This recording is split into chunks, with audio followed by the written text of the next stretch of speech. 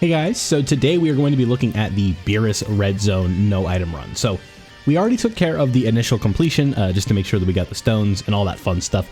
But now we are going to be in specific looking at the no item run. Now, as is usual with the no item run teams, we are running superhero because it is just an extremely safe team.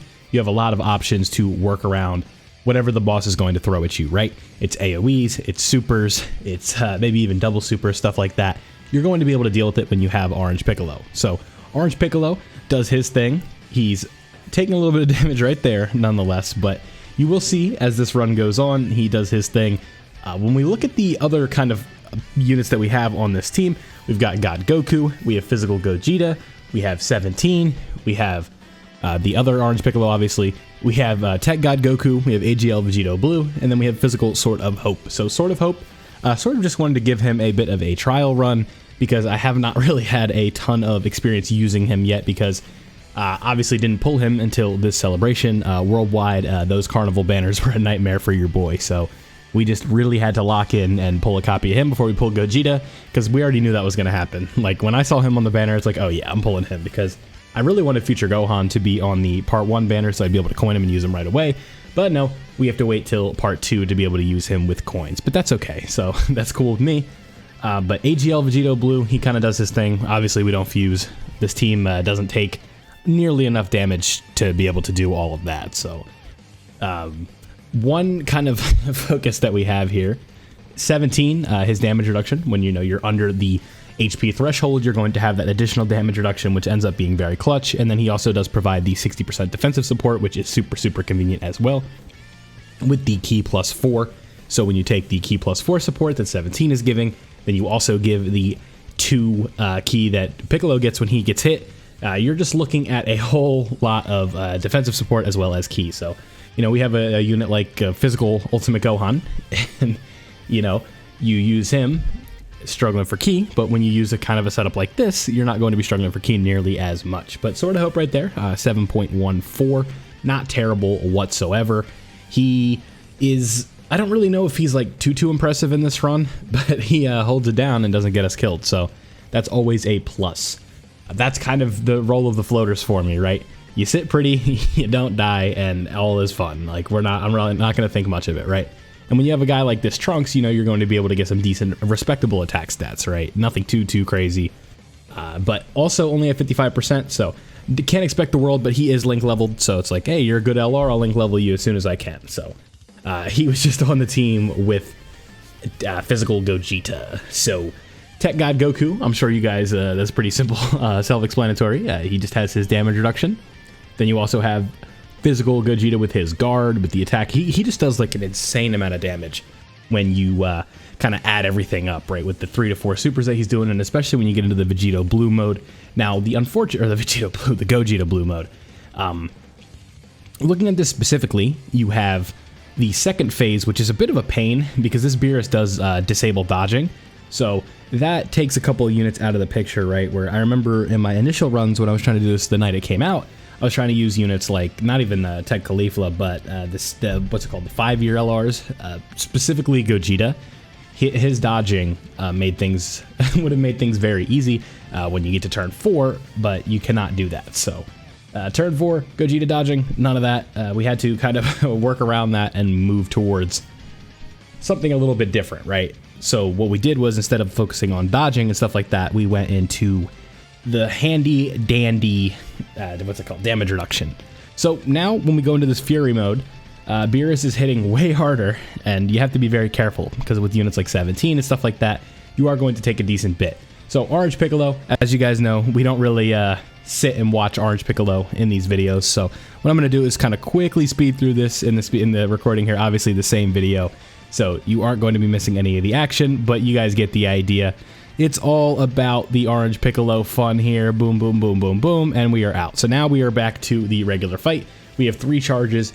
As long as 17 doesn't take a lot of damage, we should be good to go, because I don't believe his damage reduction, I think it's procced with the HP, so we will know right away with the damage that he takes, but taking away the super from BEERUS was the kind of big thing right there, because 17 taking a super, honestly, any of these units taking a super probably would have meant we lost. So that's why we use orange to kind of speed that process up, and we don't have to worry about that at all. And I believe I used the other orange as well in this run, so I guess you have that to look forward to as well. So that's always a good time. But 17, here we go. We get 1 super in, and then he also does get additional defense when he gets hit. So 115k, 150. I mean, clearly you can see he took a ton of damage there. Was not in the cards. That's not what I wanted from him at all. But it kind of worked out because Gogeta was going to heal us up anyway with his fusion. You know, that's going to heal us up a decent bit as well. So that's fun. But looking at this one, you know, you got Vegito Blue doing his thing, or Goku and Vegeta. I just call them Vegito Blue, but you know what I mean. He's like they do okay, right? It's I'm sure most of you have kind of experienced this at this point, but people that have him at 100% value him way different than a lot of people who don't have dupes in him yet. And honestly, I'm one of those people. So it's like you watch me use him at 55% and I'm like, man, this guy is really not all that. And then you have somebody else that has him at 100%, or, you know, they play on the private server and they're talking about like, man, this is the first or second best unit in the game. I'm like, I don't know what you're talking about. At 55%, this guy is like, they're just okay. It was more of the Summon Demon, if you're familiar with this channel. I'm sure some of you remember the Vegito Blue arc. It was worth it, though. I love that unit. It's just, their performance isn't, like, perfect, right? I have fun using them, especially when you can get Vegito out, but it can be tough, so. Just a part of what it costs sometimes, right? You get bad luck on a banner, and I'm doing a lot of babbling, but let me kind of lock in on this BEERUS fight. So, what happens here? You go into this phase for 1 turn, and then you go back into the Fury mode, which usually isn't how it works, but it is kind of unique, right? Where it's like, oh my god, like I invested all of my time and my effort into this one specific portion, and then all of a sudden you're just going back in. So you could tell we're really in a pickle here with 17. We don't really have much of a choice. I believe we have to put him in slot 2, right? Like that's the only option. Yeah, because his damage reduction, I'm pretty sure he just doesn't have it now. So it's like that 1 hit's gonna hurt. It's gonna hurt, but so long as it's that 1 hit, we should be good to go. Gogeta will be fine, and if we can just get out of here, we'll be good. But it's just a matter of getting out of this turn, right? But Piccolo, he's holding it down. He's good. 9.3 million, not terrible. We have to make sure we go through 17 now, and 17 is going to be. It's very sketchy, right? Like, you know he doesn't have the damage reduction. You know he's type at disadvantage. Like, this could be the end of the run. The attack stat does not matter at all. 5.3, cool. It probably does like 500,000 damage or something like that, right?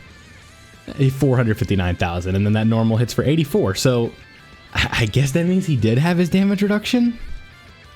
17, I gotta reread that kit. I'm not sure what that was all about. Maybe it's because of the additional defense we got after taking those hits. Yeah, I'm not sure. Because we went into that turn with full HP, if I'm not mistaken. Oh, you know, maybe it was because it was before the Piccolo heal. Like, Piccolo healed us up to full. That would have to be it, right? Because we took no damage there. But now, obviously, this is round 2 of Orange. So, we're going to do the same thing. That's the beauty of the pre-recorded gameplay, right? Where this is just a screen recording from the iPhone. All I do is just kind of swipe this way. You guys see it. It's orange. You get the idea. Boom, bam, bop. Did decent damage, and we are now out of it. So we can get back to the normal run. We have 1 more turn in the Fury mode, which is obviously very scary. So we have to try and do as much damage as possible. Oh, actually, no. That's not what happens. We stay in the int phase, right?